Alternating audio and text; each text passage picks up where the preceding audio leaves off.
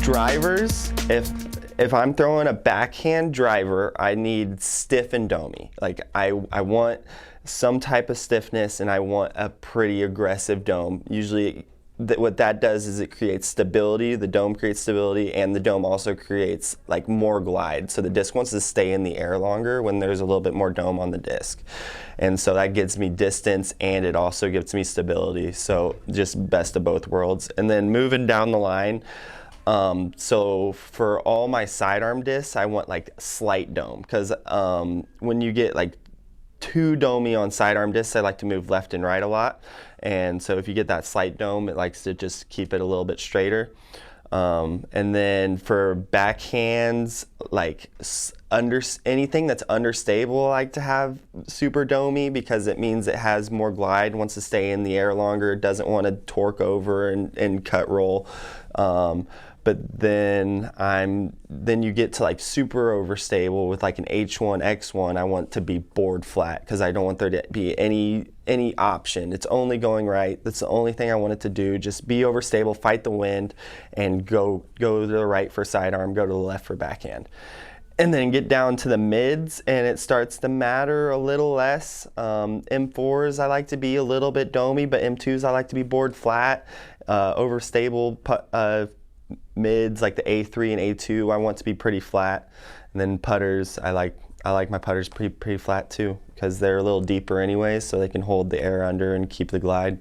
But that's just nerd talk. When I was looking for a disc just a little bit ago, I was looking for buzzes, and there's a certain feel of a buzz that I try to look for. It's like these new Tour Series ones are really good. They're like flat, but they have this weird little top, and I'm really particular about my discs that I throw, more so than most people, I think. The stiffness makes a big difference in how stable a disc will be. Most of the time, a stiffer disc is more stable. In a mid-range for me, I'm trying to get the heaviest I can. It just seems like that if I'm looking for it to be stable, that is, I'm trying to get the heaviest one I can. I think the PJ legal limit is like 181 for a mid-range, or maybe any disc, I'm not sure. Depends on the diameter. Yeah. But so that's what I look for in a buzz, because I can beat it. There's a million flippy buzzes out there. There's not a million stable buzzes. A distance driver, I'm looking for this disc, basically, is exactly what we want. It has the dome on it, the pop top, but at the same time it has the stability with the nose angle. So it gives you glide at the same time as being overstable. And then you can beat these in, and they'll be the furthest flying disc you've ever thrown. So the distance drivers are a huge factor for me. I'm very particular about anything over an 11-speed disc of how it feels in my hand, and that dome and the stability, because where I'm throwing the disc pretty fast and putting so much spin on it, if it's not the right stability, they just burn over and they're not consistent in the wind.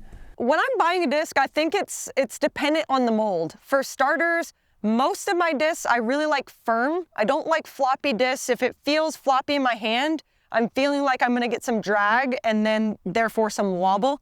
And I want it to be secure in my hand and pop out and really like penetrate forward instead of having any wobble. And I feel that the most with a stiff disc. If it's a driver, I really am looking for dome. If it's a fairway or a mid, I'm really looking for something nice and flat. But generally speaking, I would say for putters, mids, fairways, and drivers, I'm looking for stiff plastic. I mean, I'm just like everybody else. I like an interesting color combo for sure. Something that looks cool, a little swirl, whatever, anything to differentiate it. But then depending on the disc, I like different things. Like with a Destroyer, I tend to like a little bit of dome. With a Firebird, I don't necessarily want that. Forehand discs, I think like a little bit flatter in general. A little dome's okay, but on the backhand, that dome is usually pretty positive. Add a little bit of glide, and that's just personal preference stuff. But yeah, I think I'm looking for something that just feels good in my hand, just that matches what I'm looking for, and that has a little pop to it. If it's that domey one, something that doesn't have bubbles, something that looks just kind of interesting to me. So I guess when I'm thumbing through stuff, I'm looking for specific things. I'm looking for runs of stuff that I know is rare or good, or I'm looking for a specific mold with a certain amount of dome. So if I'm looking for a forehand disc, I don't want dome, but if I'm looking for like something that I want for distance, specifically distance drivers, I'm always looking for dome in distance drivers because of the way that domey distance drivers finish in their flight. They have a much higher tendency to finish a little straighter in their flight and turn and fade less, and flat distance drivers have a much higher tendency to turn and fade. And domey distance drivers kind of stabilize that a little bit and also add a bit of glide. So there's multiple factors for that. But if I want a forehand disc, I don't really want like crazy dome, even in a distance driver. When I'm shopping for discs, I look for stuff that I know. I look for stuff that has worked for me in the past. And then, yeah, I'd say those other things that I talked about. I'm looking for dome on the mid-ranges and drivers. And I'm looking for high parting lines. So a high parting line, for people who don't know, is where the flight plate meets the bottom rim. And the higher that is, the more overstable the disc generally is. And the reason I look for dome over flat is I believe dome adds consistency to the flight of the disc.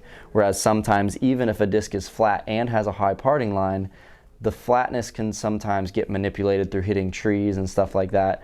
Whereas the dome and high parting line the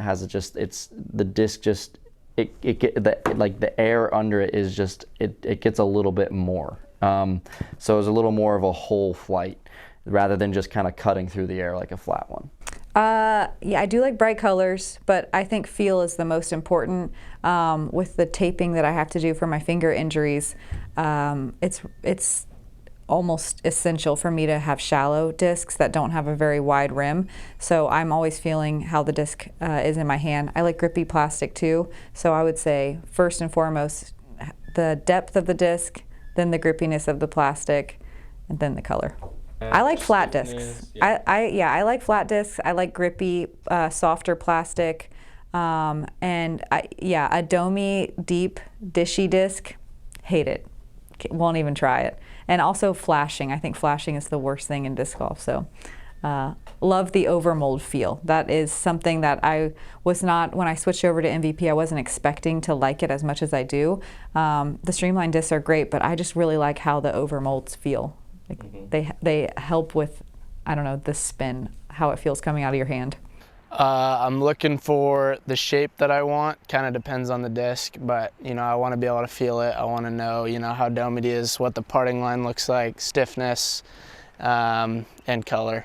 I like blue and white. I'm picking that every single time. So these new 750 Glimmer feedbacks I just got, and these things are an exact representation of what I look for. Great feel, and almost like an ability to imagine what the flight is going to be like when you throw it. You got to feel like it's confidence instilled. Yeah.